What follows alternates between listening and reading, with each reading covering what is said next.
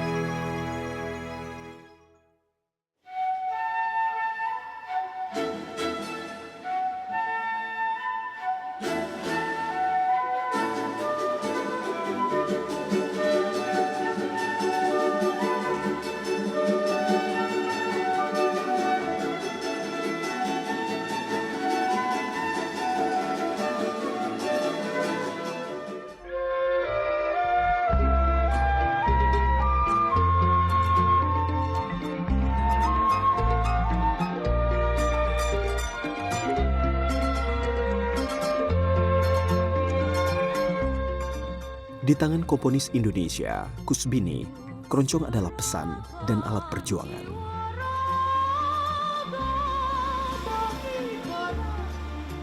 Di rumah sederhana inilah, pria kelahiran Mojokerto, Jawa Timur, 1 Januari 1901 itu mencipta karya musiknya.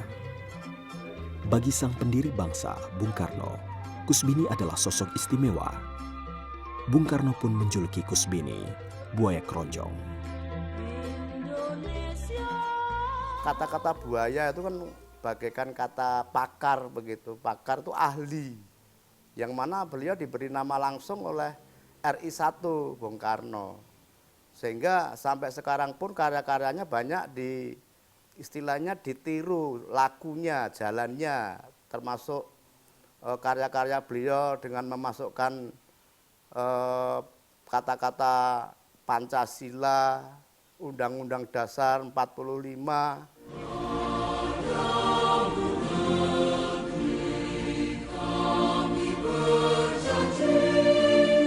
Karya Kusbini yang legendaris adalah Bagimu Negeri. Saat mencipta Bagimu Negeri, Kusbini melakoninya layaknya seorang empu yang menempa keris pusaka. Seperti lagu Bagimu Negeri, dia diciptakan tahun 42. Karena apa? Kaitannya bahwa pada saat itu memang belum bisa menyebutkan kata Indonesia sebetulnya. Sehingga beliau berjuang bagaimana kata Indonesia itu tidak diketahui dalam syair lagu. Sehingga diberi judul Bagimu Nek RI, Negara Republik Indonesia.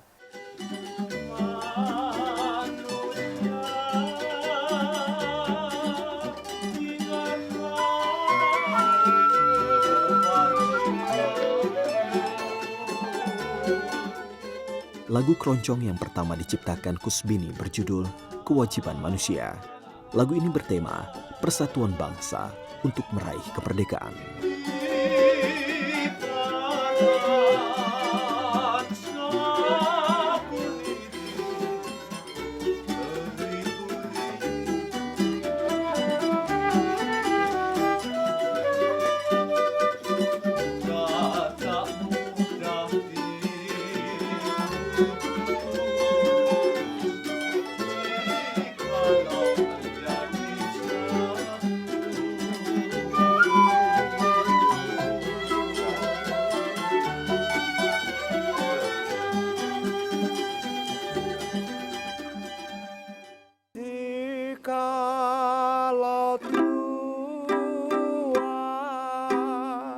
Demi mengabadikan karya sang ayah, Sapta Asfara, terus merawat jiwa musik yang telah mengalir dalam darahnya. Sapta berprofesi guru musik di Sekolah Menengah Kejuruan Negeri 2 Kasihan Bantul, atau biasa disebut Sekolah Menengah Musik SMM Yogyakarta.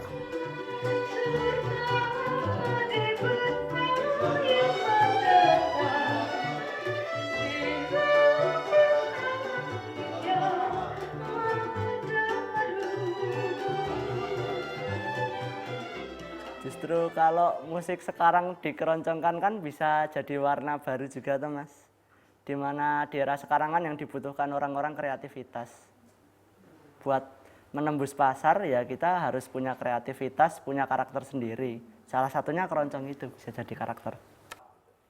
Justru kita malah bangga, jadi kita membawakan dengan umur kita yang masih muda. Harapannya bisa menyampaikannya juga ke anak-anak muda pun lebih gampang gitu, karena kita juga membawakannya fresh gitu. Terukir dalam satu sejarah perjuangan pahlawan negara. Saat itu 10 November di Surabaya. 9 bulan 10 hari. Subarjo Harjo Sumarto atau biasa dipanggil Barjo HS adalah murid Kusbini. Menurut Barjo, tangan dingin gurunya lah yang menjadikannya salah satu maestro keroncong. Suara Kusbini pun saat ini seakan masih nyaring terdengar di telinganya. Nah, saya terus rada ngendoni. Wah, Pak, sebetulnya saya itu maaf ya Pak, saya itu memang apakah saya itu bodoh atau gimana? Saya itu ya sebenarnya hanya hobi ya Pak. Piye? Hobi? Iya Pak. Mandek. Saya duduk seperti pakai ini. Saya mandek. Kowe iki lemu mbayari aku piro sesasi iki? Oke ngono po. Aku nek dasar ora duwe niat kowe dadi penyanyi keroncong. Ora bakal gelem mulang kowe. Buat ta wong desa Kluthuk, wong Sargede apa. Aku sing sekolahan genah dadi. Kowe tak orbitke iso neruske keroncong nang Indonesia. Yojo tekan Indonesia. Masa ono. Pitene aja, sok uripmu kuwi tergantung karo lemu nyanyi kuwi. Seperti orang saya disepatani ya. Kok ternyata tak pikir ada benernya Pak Agus itu. Terbukti setua ini malah jadi lebih terkenal kan saya itu. Kerjasama antar budaya Kota Gede, kemudian dengan Forum Joglo Kota Gede dan juga dengan masyarakat Kampung Dolan Pandian Kota Gede. Demi melestarikan keroncong, bersama grup Tim Pasko, Barjo mengenalkan irama keroncong kepada generasi muda.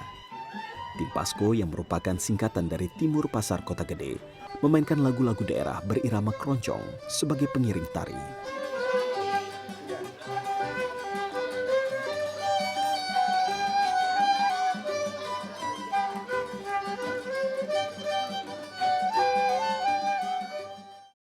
Walang kekek mencok neng tenggo mabur meneh mencok neng pare aja ngenyek ya Mas karo wong wedok yen ditinggal lunga setengah mati.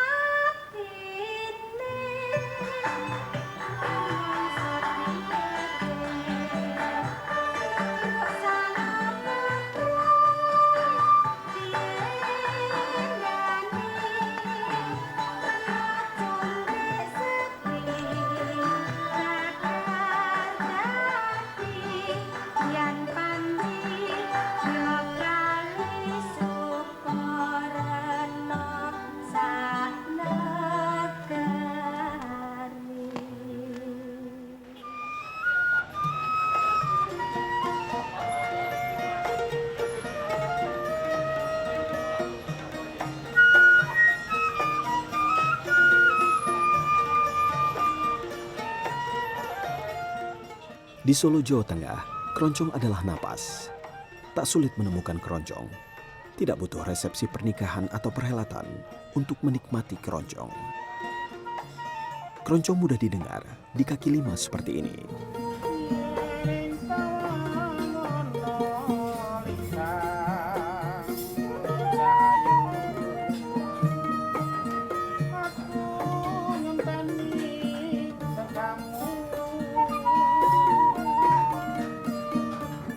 Para pemusik itu memainkan berbagai jenis keroncong, termasuk yang dipopulerkan maestro keroncong asli Solo, Waljina.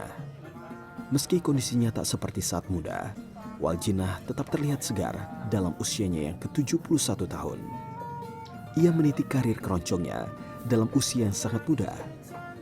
Pada usia 12 tahun, Waljina memenangi kontes keroncong bergengsi di kota Solo dan mendapat gelar Ratu Kembang Kacang. Pada tahun 2013, ia menerima penghargaan Lifetime Achievement dari Anugerah Musik Indonesia. Namun puncak kebanggaan Waljina saat menjadi juara bintang radio dan televisi pada 1965. Sebab baru kali itu, gelar juara lomba bintang radio dan televisi dianugerahkan langsung oleh Presiden. Dan piala tersebut menjadi piala Presiden yang pertama dan terakhir kala Presiden Soekarno tumbang setelah terjadi tragedi 1965.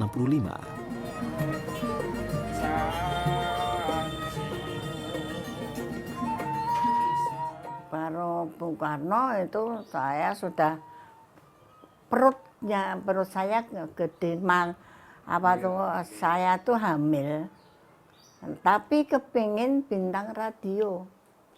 Itu saya nekat melu, nekat. Nah, setelah sampai di Jakarta, wetenge gede kok melu. Saya dibilangkan gitu sama Pak Bung Karno, wetenge gede kok ikut. Iya Pak, kepengen mendapat piala dari Bung Karno.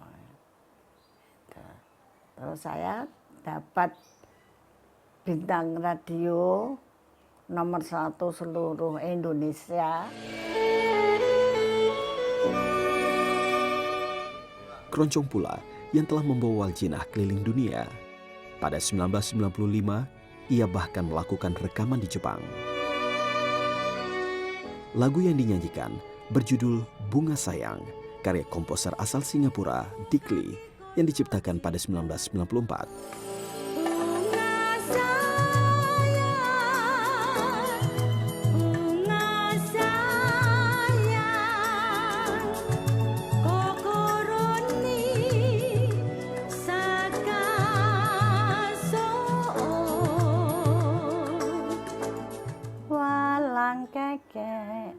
Mencok neng tenggo mabur meneh mencok neng pare aja ngenyek ya Mas karo wong wedok yen ditinggal lunga setengah mati.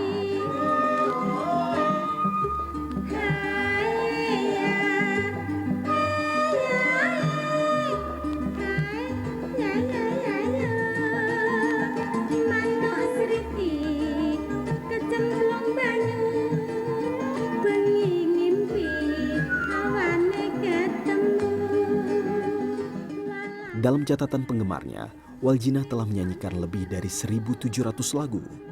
Lagu-lagu itu masih setia diputar di Radio Republik Indonesia Surakarta hingga hari ini. RRI Surakarta menjadi kanal yang mempopulerkan lagu-lagu Waljina. Waljina pun pernah menjadi karyawan honorer di RRI Surakarta sekitar 1960-an. Momen inilah yang mempertemukannya dengan Radio Orkes Surakarta, ROS.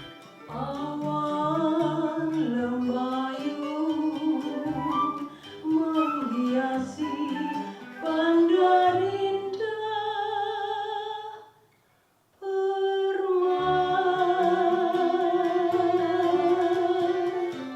ROS yang telah memasuki generasi ketiga juga masih setia memutar lagu-lagu keroncong, termasuk yang pernah dipopulerkan oleh Waljina.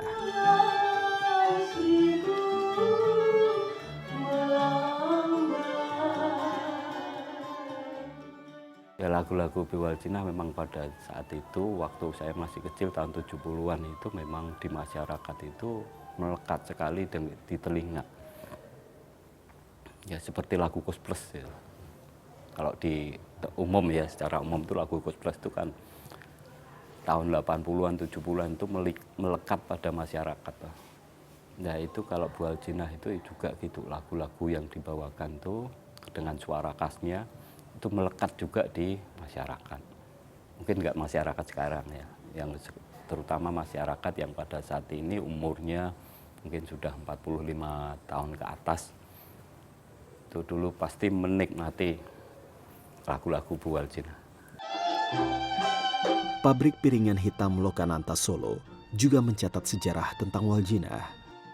Sebab Lokananta yang berdiri pada 1956 memproduksi dan mendistribusikan materinya untuk RRI. Di tempat ini pula lah Waljina pertama kali merekam suaranya setelah menang dalam kontes Ratu Kembang Kacang. Salah satu album Waljina berjudul Entit bahkan menjadi kenangan tersendiri bagi Lokananta.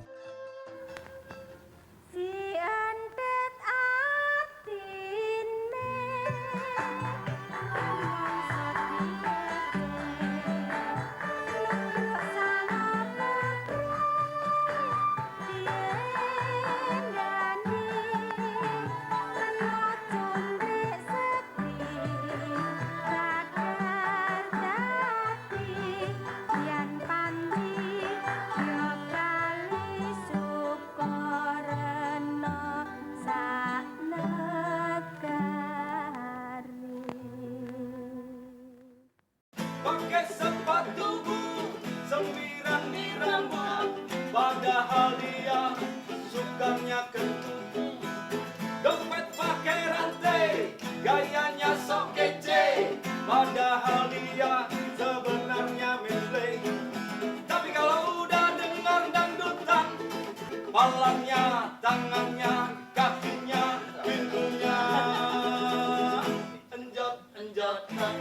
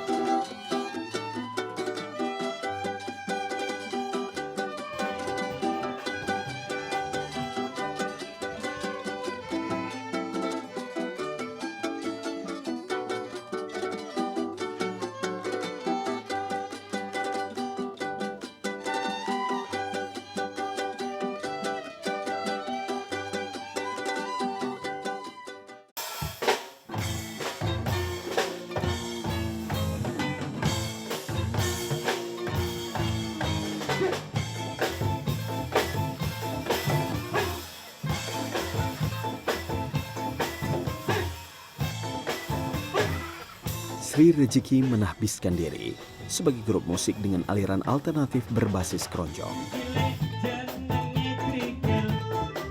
Awalnya mereka terdiri atas mahasiswa Institut Seni Indonesia yang berkumpul untuk bermusik di sela kepenatan belajar semasa kuliah.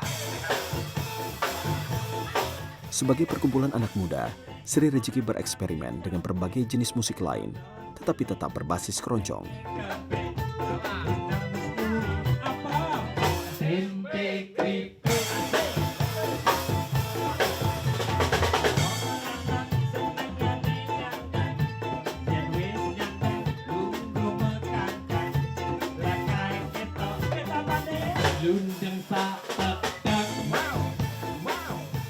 Dulunya malah kita itu pakai kontrabas, jadi memang full kayak keroncong gitu. Jadi memang dimainkan semua akustik sampai kita dulu nyebutnya anti strum mas. Karena kita blast tidak ada keyboard, tidak ada bass elektrik, semua kita semua cakcuk aja, semua kita pakai akustika. Jadi memang awalnya dulu kita semuanya full keroncong, tapi keroncong yang kita mainkan ala-ala anak muda.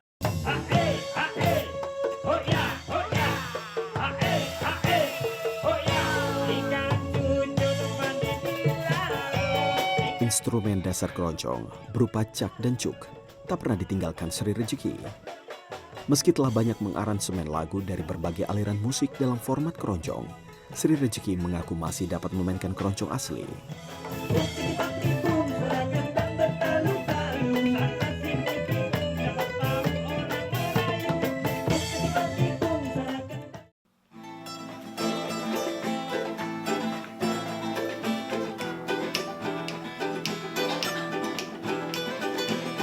Pakai sepatu sembiran di rambut, padahal dia sukanya ketutup. Dompet pakai rantai, gayanya sok kece, padahal dia sebenarnya milik. Berbeda dengan Sri Rejeki, grup musik Keroncong Chaos pada awalnya justru tak berniat memberi napas keroncong dalam musiknya. Dandanannya ngebang, rambutnya dimohak, mirip kayak suku India. Berawal dari coba-coba, grup musik yang disingkat KC ini justru enggan meninggalkan cak dan cuk. Kedua alat musik berbasis ukulele itu tak boleh diganti dalam KC. Dangdutan. Tapi kalau udah lihat goyangan, palanya, tangannya, kakinya, pinggulnya, enjot-enjotan. Dulu sebenarnya kita tidak terus mengarah pengen ke keroncong yang dideformasi sedemikian rupa. Kita sih pengennya keroncong nggak cuman keroncong yang seperti itu. Sekarang wayang aja ada wayang sing ekor daging tumbuh dia dengan wayangnya yang sedemikian rupa.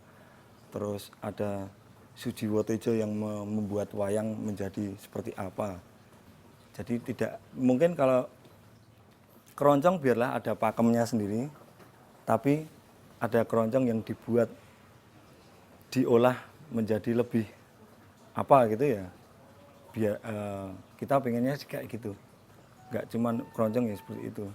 Tapi biarlah yang keroncong-keroncong yang pakem ya harus tetap ada. Tapi tidak ada salahnya kalau kita meng-create itu menjadi keroncong sing dengan balutan lain.